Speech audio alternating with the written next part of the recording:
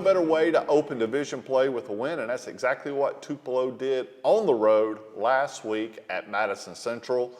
And a score of 14-12, and a score that might have caught some people off guard. I don't think everybody was expecting that low of a finish. Yeah, I mean, defense came to play. They played really well. We didn't play the greatest in two other phases of the game. Worst game offense has had, and they know it. But we played complementary football, having each other's back. The team never got phased, when guys weren't playing bad and stuff. They just kept playing. That's to go win in that environment. Tupelo historically probably has not won much down there. It's been a long time. And it's a tough place to play.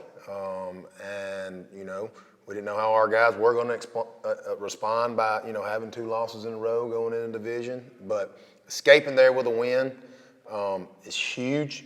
Getting one division win in this division is huge. And to get a win when you don't play good. Right. That's, I have not seen our best yet. Our guys know that. We have not seen our best yet. And that's good and bad. Right. I've told them, I said, that's good and that's bad. What do we like when we put it all together? That's now 3 straight wins against Madison Central, and really in dominating fashion, 76-19, but who's counting? I think when we look after the first week of play and look at the standings, I don't think many of us would have expected to what we see. We saw probably the upset of the year in Germantown beating Starkville, but Germantown really came to play, and that's who we play Thursday night. That's right. It's the biggest win in Germantown history. Knocked off, if not the best, one of the best teams in the state of Mississippi. Defending state champions. Defending state champs. They've never, beaten Starkville. And so that was huge for them. I think they surprised a lot of people across the state. I think that's big for us and big for a lot of other people. And I knew, I think I told everybody, I told a lot of people, I think I told you, I thought Germantown would be the most improved team in our division going into this season. Coach Mitchell down there does a great job, and they're going to keep getting better. And you cut on the film and watch them against Starkville. They got after Starkville. They've got some players. They've got some dudes that can beat anybody. They kind of surprised Starkville. You had talked about in the scouting report, they ran probably more than they ran all year. Do you expect to see that kind of? Whatever. We're just not going to try to be surprised. Right. Whatever. We're prepared for any and everything. They'd been throwing the ball about 80 to 90% of the time going into that game. Their first 6 games was throwing that ball around. Right. Getting it empty, getting in doubles, and throwing it around. And they would scheme up for teams if they think they could run on them. But with what they did against Starkville, they basically did what West Point does: 2 tight ends, a fullback, and snapped it to the quarterback and let him run, have some misdirection, and it caught Starkville off guard. You could tell Starkville definitely didn't play their best game.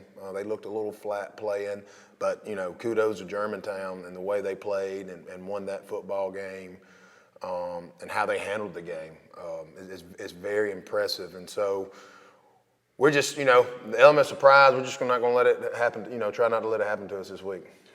Your schedule's so out of whack this week. One, it's a Thursday night game. It's also Military Appreciation Night, and that's going to be a special night. But 2, there's been no school this week, so you've been practicing earlier. How's that going? It's always different when you get kids out of a routine. Some kids that really don't get their blood boiling until the afternoon and stuff. So early on, I've seen practice get better every day. Good. But we've also, as a staff, I can say this as a staff, we have turned it up a notch a lot. We have made it. Practice was not easy this week, and it might be good or bad for us tomorrow. Tonight.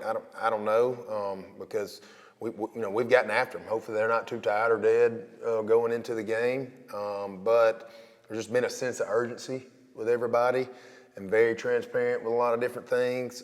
After a win, you definitely want to bring them down to earth. And we've made some changes in some areas too.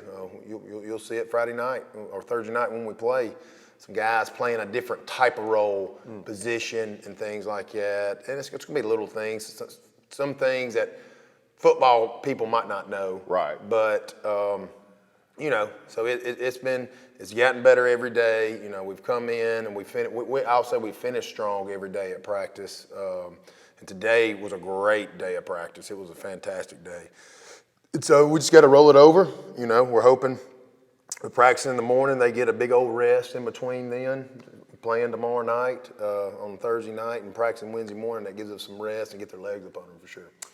The Madison Central game was a very physical game. I mean, and we expected that going in. You look at that game, you also, in addition to the physicality of that game, you probably hit every type of emotion there was to where you're about to put the game away and then some turnovers. Mm-hmm. And it came down to the end, and your defense makes a huge, a millimeter shy of stopping the 2-point conversion. So talk a little bit about that game and that finish and what that type of finish can do moving forward confidence-wise. We like you said, we did not play well. We did some things on offense, turning the ball over, which we don't do. This is the first time, last 2 games, we have finished in the minus in the turnover margin. We're a team that banks on winning the turnover margin. And that's one of the big keys in the game, and we lost that. You're not supposed to win games like that. Did that against West Point, and it hurt us. Right. And we, did it Friday night, and we had an opportunity to put it away. So it's a lesson to be learned. Hey, you won the game, but you see what happens right here. Right. You can take it as a win or a loss.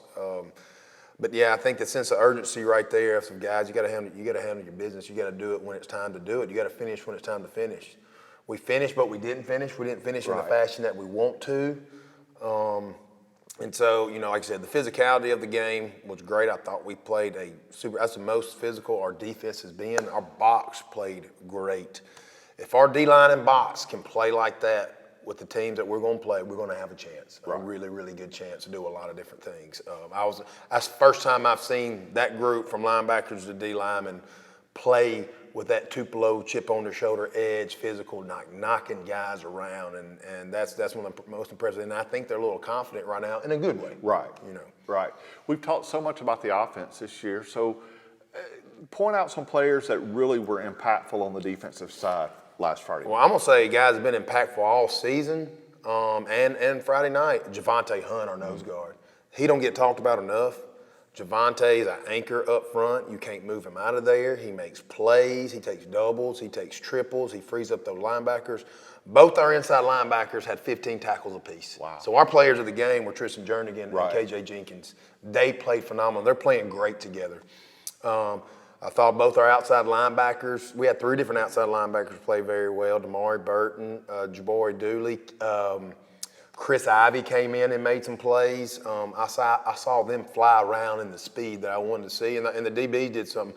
Another name that we've talked about a little, which is, I think, an underclassman guy that is, once this season's over with, his recruitment's about to blow up, that's Mason Dunn. Mm-hmm. Mason Dunn locked down their best receiver. We were scared to death of number 13 of Madison, and that kid he had 1 catch, and he wasn't covering him at the time.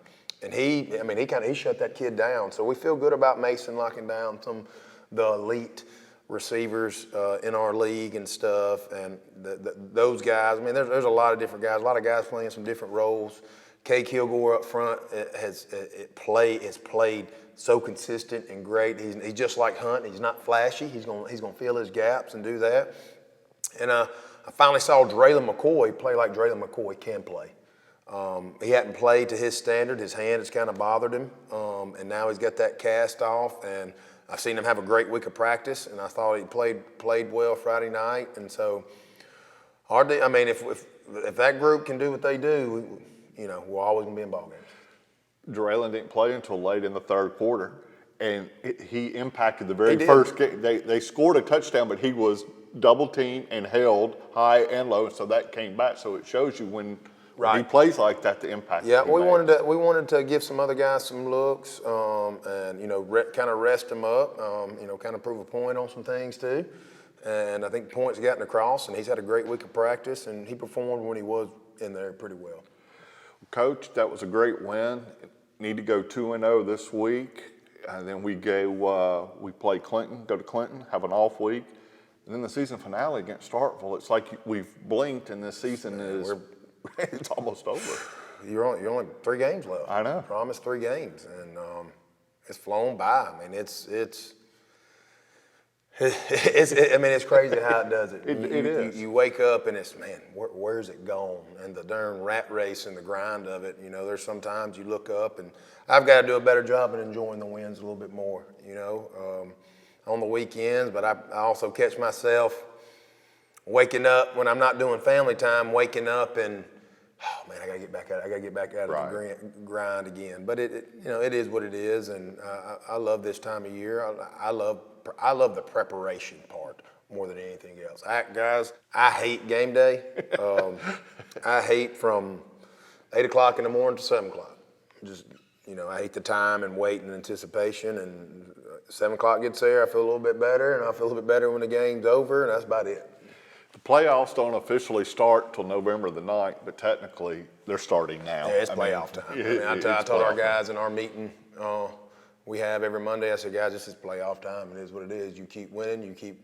You put yourself up. If you win all yours, you got home field advantage in playoffs, which is huge. It turned out to be huge last year. It did. So. All right, again, Thursday night. 7 o'clock, military night. It's going to be a fantastic atmosphere. Germantown comes to town, and Coach, wish you the best of luck. Looking to go 2-0 on the year in the division. For Coach Ty Harden, I'm Greg Ellis. This is Gridiron Takes.